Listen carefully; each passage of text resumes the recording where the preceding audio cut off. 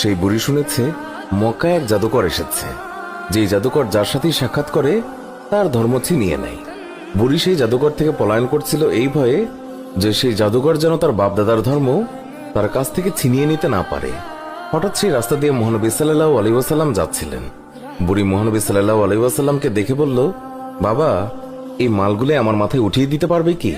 মহানবী সাল্লাল্লাহু আলাইহি ওয়াসাল্লাম যখন মালগুলি তুলে দিতে গেলেন, তখন তিনি দেখলেন মালগুলো খুবই ভারী, আর এত ভারী যা বুড়ি উঠাতেই পারবে না। তখন মহানবী সাল্লাল্লাহু আলাইহি ওয়াসাল্লাম তিনি বুড়িকে বললেন, এটার তো খুবই ওজন, আপনি যদি অনুমতি দেন আমি আপনার এই মালগুলি আপনি যেখানে বলেন সেখানে দিয়ে আসব। বুড়ি তো খুবই খুশি, সে খুশি মনে অনুমতি দিল। মহানবী সাল্লাল্লাহু আলাইহি ওয়াসাল্লাম সকল মালপত্র নিজের মাথার উপর তুললেন আর বুড়ির সাথে পথ চলতে লাগলেন। আর বুড়ি পুরো রাস্তায় ওই জাদুকরকে বকা দিতে দিতে গেলেন।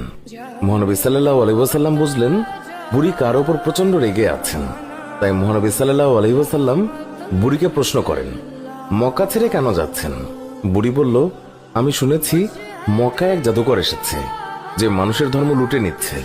আমি সারা জীবন মূর্তি পূজা করেছি, আমার বাপদাদা তারাও মূর্তি পূজা করেছে। আমি চাই না আমার এই বয়সে বাপদাদার ধর্ম আমার কাছ থেকে ছিনিয়ে নিক, তাই আমি মক্কা শহর ছেড়ে চলে যাচ্ছি।